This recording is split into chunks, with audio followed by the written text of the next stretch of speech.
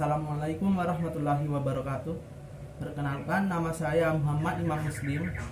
NIM saya 1906411000061. Saya mahasiswa dari Universitas Trunojoyo Madura, Prodi Pendidikan IPA. Nah, di sini saya akan melakukan sebuah praktikum sederhana yang bisa dilakukan di rumah, dan ini caranya gampang banget. Praktikum ini yaitu praktikum elektrolisis air garam. Jadi ini bahannya gampang banget, menggunakan larutan garam dan isi pensil. Oke, kita langsung aja ke praktikumnya. Nah, alat dan bahan yang kita butuhkan yaitu pertama air dan wadahnya. Wadahnya bisa menggunakan setengah botol aqua mineral yang bening. Kedua yaitu isi pensil. Nah, isi pensil kan ini mengandung grafit, jadi ini bisa menghantarkan listrik. Lanjut garam. Kemudian garam ini, kemudian garpu. Lalu ada penjepit buaya, kabel penjepit buaya, dan baterai 9 volt. Cara pembuatannya yang pertama yaitu campur garam dengan air sedikit saja, tidak usah banyak-banyak. Kemudian aduk sampai garam dan air merata atau tercampur sempurna. Sudah. Kemudian masukkan tusuk, maksud saya isi pensil ke kardus supaya tidak bergerak-gerak isi pensilnya. Lalu masukkan ke dalam larutan. Selanjutnya yaitu jepit ujung isi pensil menggunakan capit buaya.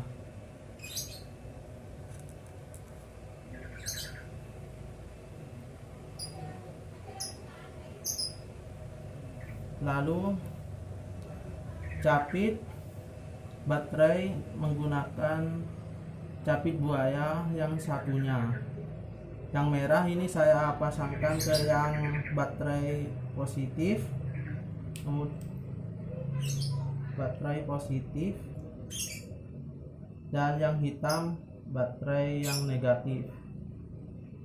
Maka terjadilah elektrolisis larutan garam.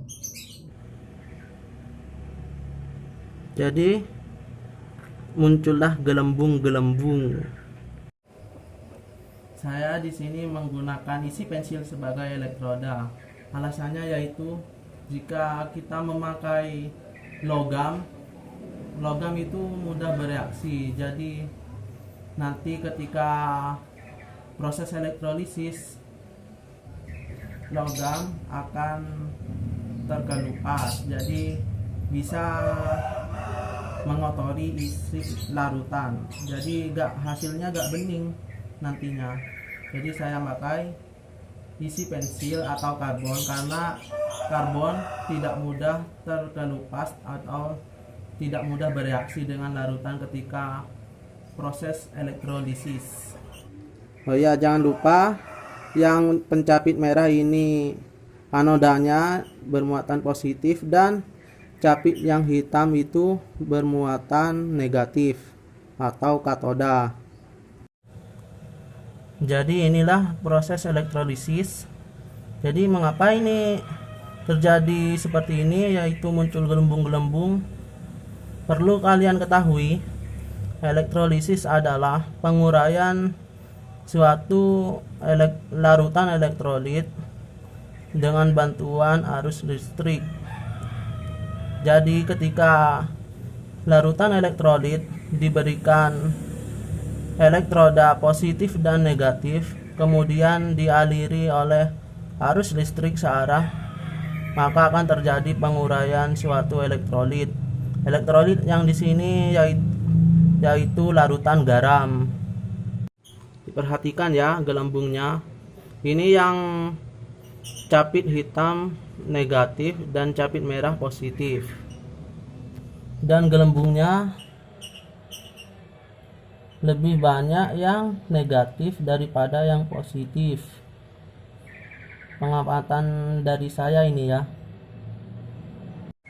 Gelembungnya lebih banyak di elektroda yang dialiri listrik bermuatan negatif daripada positif.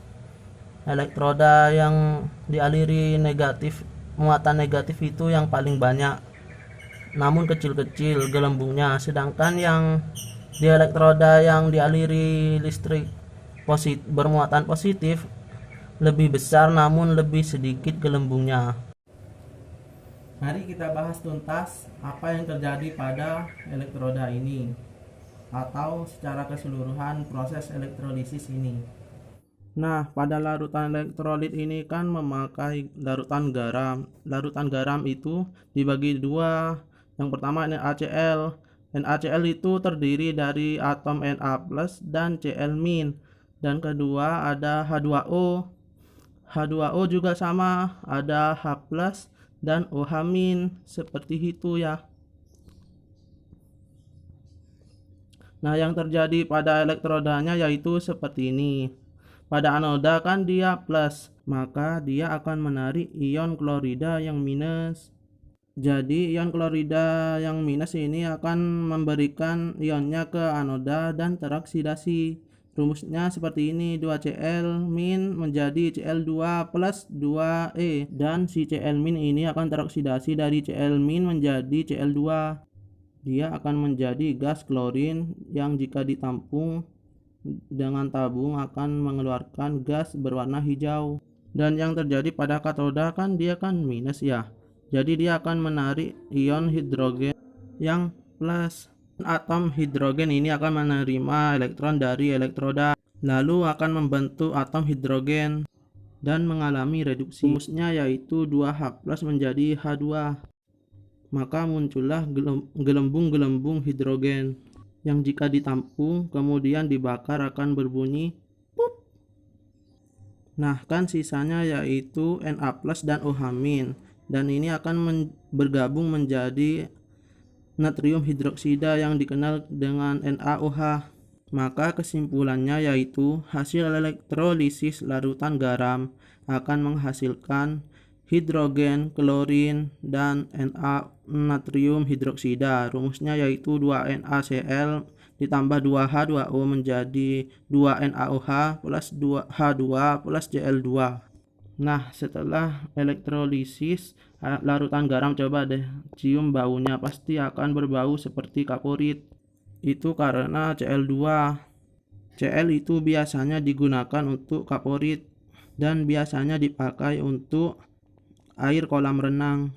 Kan kolam renang itu biasanya berbau seperti kaporit ya. Itu fungsinya Cl, yaitu membunuh kuman.